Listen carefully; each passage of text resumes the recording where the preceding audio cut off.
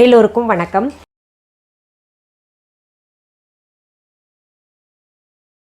இன்னைக்கு இந்த பதிவில் நம்ம பார்க்க போகிறது ரொம்ப எளிமையான செய்தி. இப்போ நான் சொன்னேன்னு நீங்களாம் நினைப்பீங்க, இது எங்களுக்கு தெரியாதா அப்படின்னு. என்னென்னா, இந்த முருங்கைக்கீரையை எப்படி சுலபமாக ஆயணும், அது அரியணுமா இல்லை அப்படியே நம்ம சமைக்கலாமா, இன்னொன்று கழுவுறது எப்படின்னு. இப்போது கழுவும் போது பார்த்திங்கன்னா அது தண்ணியே படாது. இந்த தாமரை இலையில் எப்படி தண்ணி படாதோ அந்த மாதிரி முருங்கை இலையில் தண்ணியே படாது. எப்படி சுத்தப்படுத்துறது? இந்த முருங்கைக்கீரையை ஆய தெரியாமல் நிறைய பேர் என்ன பண்ணுவாங்க, முருங்கைக்கீரையா வேண்டாம் வேண்டாம் வாங்கிட்டு வராதிங்க, அது ஒவ்வொரு இலையாக பிச்சு போட்டு எப்போ நான் சமைச்சு எப்போ சாப்பிட்றது அப்படின்னு அது அவாய்ட் பண்ணுறாங்க. ஆனால் அதில் இருக்கக்கூடிய சத்து, ஹீமோக்ளோபின் கம்மியாக இருந்துச்சுன்னா முருங்கைக்கீரையை தொடர்ந்து நம்ம வாரத்தில் 2 நாள் எடுத்துக்கிட்டு வந்தோம்னா நம்முடைய ஹீமோக்ளோபின் லெவல் நீங்கள் செக் பண்ணிகிட்டே வாங்க, நல்லா ஒரு மாற்றம் தெரியும், இம்ப்ரூவ்மெண்ட் தெரியும். நிறைய விஷயம் அதில் இருக்குது. கண்ணுக்கு நல்லது, முடி வளர்ச்சிக்கு நல்லது, ஆரோக்கியத்திற்கு நல்லது. நம்ம சின்ன பிள்ளைங்களிருந்தே அது கொடுத்து பழக்கணும்.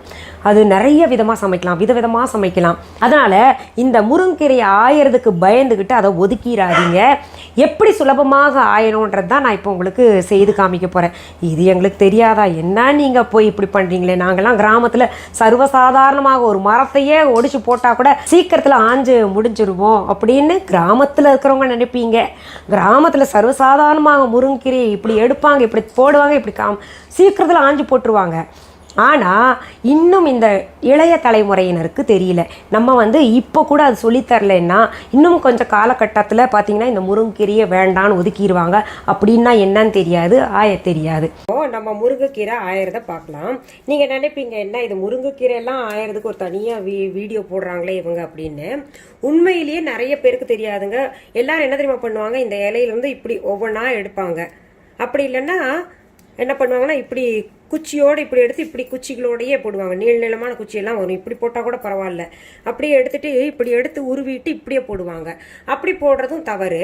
அதனால் என்ன பண்ணணுன்னா, நம்ம எடுத்துருக்கோன்னா இப்படி, அதாவது நேராக ஒரு முறை ஆயிரதும் அப்புறம் திருப்பி ரிவர்ஸில் ஆயிரதும் அப்படி தான் ஆயணும். நான் ஆரம்ப காலகட்டத்தில் கல்யாணம் ஆன புதுசில் நான் கூட இந்த தவறை செஞ்சேன். இந்த முருங்கைக்கீரை ஆயறதுக்கு ரொம்ப சிரமப்பட்டேன். அப்புறம் என் வீட்டுக்காரு, அப்புறம் எங்கள் வீட்டில் ஒரு அம்மா இருந்தாங்க, அவங்க சொன்னாங்க இப்படியெல்லாம் ஆயக்கூடாதுமா, இப்படி தான் ஆயணும்னு சொல்லி கொடுத்தாங்க.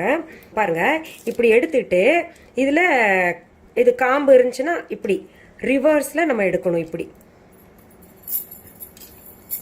இன்னொரு முறை செய்து காமிக்கிறேன் பாருங்கள்.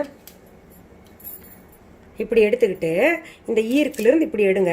இது நான் சரியாக எடுத்தனால உங்களுக்கு சரியாக வந்துருச்சு, கீரையும் நல்லா இருக்குது அதனால் வந்துருச்சு. அப்படி இல்லைன்னா இந்த பாருங்க, காம்பு இவ்வளோ நீளம் கூட நம்ம போட வேண்டாம். இப்படி இருக்குன்னா இப்படி எடுத்துக்கிட்டு இப்படி ரிவர்ஸில் போங்க.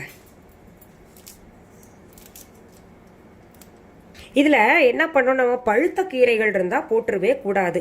ஒரு பழுத்த கீரை இருந்தால் கூட குழந்தைங்க சாப்பிட்டாங்கன்னா அது பேதியில் கொண்டு போய் விட்டுரும். உங்களுக்கு காரணமே தெரியாமல் முருங்கீரை சாப்பிட்னாலும் இப்படி ஆயிடுச்சு, இனிமேல் முருங்கீரை கொடுக்கக்கூடாது அப்படின்னு நினச்சிட்டு தவிர்த்துருவீங்க. இதில் எவ்வளோ கால்சியம், அப்புறம் அந்த அயன் சத்தெல்லாம் இருக்குது. நமக்கு இம்யூனிட்டி பூஸ்ட் பண்ணுறதுக்காக இந்த முருங்கீரை சூப்பு, முருங்கீரை குழம்பெல்லாம் சாப்பிட்டுக்கிட்டு வந்தோன்னு வைங்களேன், ரொம்ப ரொம்ப நல்லது. நிறைய பேர் கேட்டுட்டு இருக்கீங்க, நமக்கு இம்யூன் பூஸ்ட் பண்ணணும்னா என்ன பண்ணணும் அப்படின்னு. இது போன்ற கீரைகள் நம்ம சாப்பிட்டுக்கிட்டே வந்தோம்னா ரத்த சோகையெல்லாம் இருந்தால் அது போயிடும். உங்களுக்கு ரத்த சோகைக்காக, நமக்கு ரத்த உடம்புல கம்மியாக இருக்குது, ஹீமோக்ளோபின் ப்ராப்ளம் இருக்குது அப்படின்னு நினைக்கிறவங்க எல்லாம் இந்த முருங்கீரையை வாரத்திற்கு 2 நாளாவது சேர்த்துக்கணும். இப்படி இலைகளாக எடுங்க. இது பை ப்ராக்டிஸ் என்ன ஆகும்னா, நீங்கள் ஒவ்வொரு ஈர்க்கா இல்லாமல் நிறைய கொத்தோடு எடுத்துகிட்டு கூட செய்யலாம். அதில் இந்த இலை நசுங்காமல் பார்த்துக்கணும் நம்ம.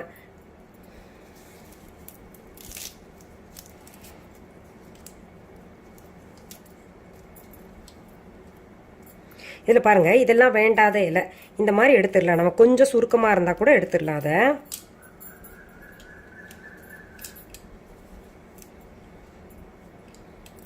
இந்த முருங்கீரையிலிருந்து எடுக்கப்படுகின்ற எண்ணெய், அப்புறம் எடுக்கப்படுகின்ற தேன் எல்லாம் அவ்வளோ சிறப்பு, ரொம்ப நல்லது உடம்புக்கு.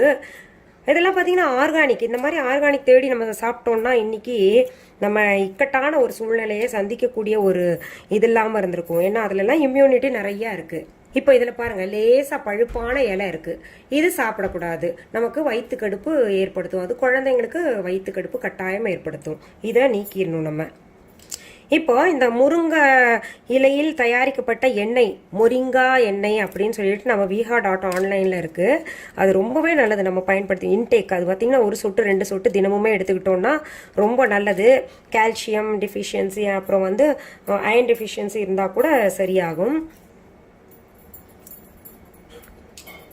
அது எப்படி பயன்படுத்தணும்னு தனி வீடியோவாக நான் தரேன், பதிவு உங்களுக்கு தரேன். சரி, இப்போது இது ஆஞ்சிருக்கோம் இல்லையா, நான் இதை வச்சு சூப் செய்ய போகிறேன். இது சூப் எப்படி செய்யறதுன்னு சொல்லிட்டு இதற்கு அடுத்த பதிவில் வரும் உங்களுக்கு, அது நீங்கள் பார்க்கலாம். அதோட லிங்க் கூட கொடுக்குறேன். இப்போது இந்த முருங்கீரையை நிறைய பேர் என்ன பண்ணுறாங்க, சரி நம்ம ஆஞ்சதான் ஆஞ்சிட்டோம், இப்போ இது எப்படி வெட்டுறது அப்படின்ற மாதிரி நினைப்பாங்க. கத்தி எடுத்துட்டு அதெல்லாம் வெட்டிக்கிட்டு இருக்கணும்னு அவசியம் இல்லை. நீங்கள் பொரியல் செய்யறதா இருந்தாலும் சரி, சூப் செய்யறதா இருந்தாலும் சரி, இந்த முருங்கீரையை வந்து எப்படி பயன்படுத்தணும்னா வெட்ட வேண்டாம்.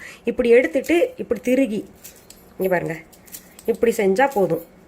இதுலேயே பொரியல் செஞ்சுக்கலாம். ரொம்ப நைஸாலாம் வெட்டணும்னு அவசியம் இல்லை. இப்படி நம்ம கிள்ளணும், அவ்வளோதான். நம்ம இது ஆஞ்ச பின்னாடி என்ன பண்ணும், நேரடியாக இந்த கிள்றதுக்கு போயிடாதீங்க. இதை வந்து நான் உங்களுக்கு கிள்ளி காமிக்கணும்னு இப்போ காமிச்சேன். இதை வந்து ஒரு 2-3 தண்ணியில நல்லா அலசிக்கணும். நம்ம அலசும் போது என்ன ஆகும்னா இந்த தண்ணியே படாது, தொடாத மாதிரி தான் இருக்கும். ஏன்னா இந்த தாமரை இலையில வந்து தண்ணி படாமல் எப்படி இருக்குமோ அது போல தான் இருக்கும். நான் இப்போ உங்களுக்கு தண்ணியில் எப்படி முருங்கைக்கீரையை அலசணும்னு கூட அலசி காமிக்கிறேன். இப்படி ஒரு பாத்திரத்தில் தண்ணி எடுத்துக்கோங்க. இந்த முருங்கைக்கீரையை அதில் போட்டுருங்க. இது கூட நீங்க அலசி காமிக்கணுமா அப்படின்னு கேட்பீங்க. ஒரு சிலர் கேட்பீங்க கட்டாயம். ஒரு சிலர் இப்போ யங்கர் ஜென்ரேஷன் இருக்கிறாங்க இல்லையா, அவங்களுக்கு எல்லாம் இது வந்து புதுவிதமாக இருக்கும். இந்த முருங்கைக்கீரை ஆயறது எப்படி, இது கையால கிள்ளணும், அப்புறம் வந்து அலசுறது. இது நிறைய பேர் செய்யக்கூடிய தவறு என்னன்னா, இது இப்படி தண்ணியிலேயே காமிச்சிட்டு அப்படியே அலசுவாங்க. இந்த மாதிரி ஒரு பாத்திரத்துல எடுத்துட்டு காய்கறியை போட்டுருவாங்க, அப்படியே தண்ணியில போட்டு இப்படி இப்படி கழுவுவாங்க. அப்படியே கழுவ வேண்டாம். இன்னும் ஒரு சிலர் என்ன பண்ணுவாங்கன்னா, இப்படியே கழுவிட்டு இந்த தண்ணிய இந்த காய்கறியெல்லாம் போட்டு இல்லை கீரை போட்டு தண்ணியில் அலசிப்பாங்க. அலசிட்டு இப்படி வடிகட்டுவாங்க, இப்படி கையால் வடிகட்டுவாங்க. அது கூட செய்யக்கூடாது. ஏன்னா அப்படி கையால் வடிகட்டினோன்னா அந்த காய்கறியோட அந்த டஸ்ட் இருக்கும் இல்லையா, உள்ளர குப்பையெல்லாம் இருக்கும் இல்லையா, அது கூட தங்கிரும். அதனால நம்ம இப்படி தனித்தனியாக தான் எடுக்கணும். எந்த காய்கறியை நம்ம கழுவினா கூட இப்படி தான் எடுக்கணும். வெண்டைக்காயோ கத்திரிக்காயோ இல்லை முருங்கைக்காய் கோவக்காய் எதுவாக இருந்தாலும் இப்படி கழுவி நம்ம எடுக்கணும். பாருங்க இதுல எவ்வளோ டஸ்ட் தங்கி இருக்கு பாருங்க.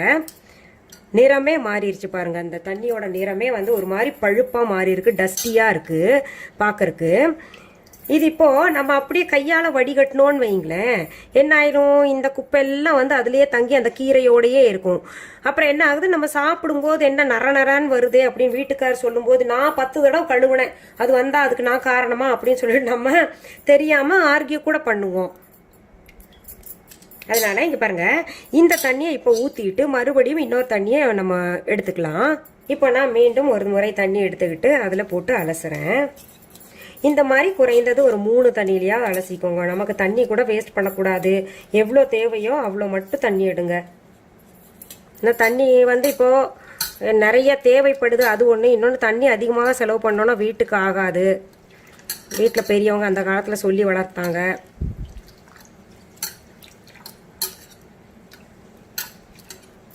இப்போ மறுபடியும் இதை எடுத்துக்கலாம்.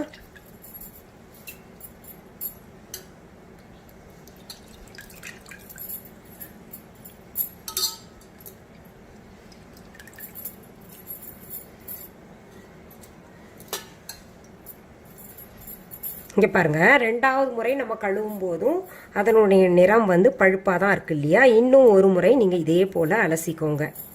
இப்படி காய்கறி கழுவின தண்ணி எல்லாம் என்ன பண்ணுங்க, வேஸ்ட் பண்ணாதீங்க. ஒரு பக்கெட்ல வந்து சேமிச்சுக்கிட்டே வாங்க. ஒரு 2 தொட்டியில செடி வளர்த்துக்கிட்டு இருந்தீங்கன்னா அந்த செடிக்கு தண்ணியாக பயன்படட்டும். ஏன்னா காய்கறி கழுவின தண்ணி வந்து டஸ்ட், அதுல இருக்கிறது வந்து டஸ்ட் போனா அங்க மண்ணு குறையாம இருக்கும், அது ஒண்ணு. இன்னொன்னு, அந்த காய்கறி கழுவின சத்தான தண்ணியை எப்பவுமே வேஸ்ட் பண்ணாம நம்ம செடி கூத்தணும்னா அதனுடைய வளர்ச்சி நல்லா இருக்கும். அதுக்காக சொன்னேன். சரி, இப்போ முருங்கீரையை ஆயறது எப்படின்னு சொல்லி கொடுத்துட்டேன் இல்லையா.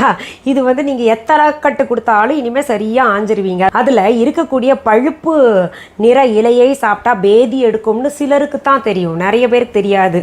தெரிஞ்சவங்கெல்லாம் இதான் எங்களுக்கு தெரியுமே அப்படிம்பீங்க. இந்த NS கிருஷ்ணன் ஐயாவும் மதுரம் அவங்க கணவன் மனைவி ஒரு படத்தில் பேசிப்பாங்க.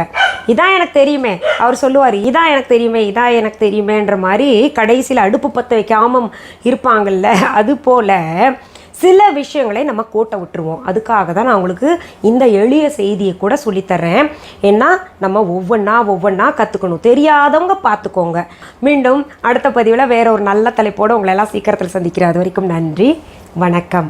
அன்பான வாடிக்கையாளர்களே, உங்கள் விஹா ஸ்டோரில் பூஜை பொருட்கள், சிலைகள், ராசிக்கற்கள், வாஸ்து பொருட்கள், விதைகள், பாரம்பரிய அரிசி வகைகள், சிறுதானியங்கள், ஆர்கானிக் பொருட்கள், மூலிகை எண்ணெய், மளிகை பொருட்கள், மரச்செக்கு எண்ணெய், மரப்பொருட்கள், வெள்ளி ஆபரணங்கள், கிஃப்ட் ஆர்டிகல்ஸ், காட்டன் மற்றும் பட்டு புடவைகள், காட்டன் சுடிதார்கள், பட்டு பாவாடை, குழந்தைகளுக்கான விளையாட்டு பொருட்கள், ஹை குவாலிட்டி இமிடேஷன் நகைகள், வீட்டு உபயோக பொருட்கள், ஜூட் பேக்ஸ், ஹேண்ட்மேட் சோப்ஸ், அழகு சாதன பொருட்கள், சிறுதானிய பிஸ்கெட்டுகள், ஹோம் அப்ளையன்சஸ், இன்னும் பற்பல பொருட்கள் விற்பனைக்குள்ளது.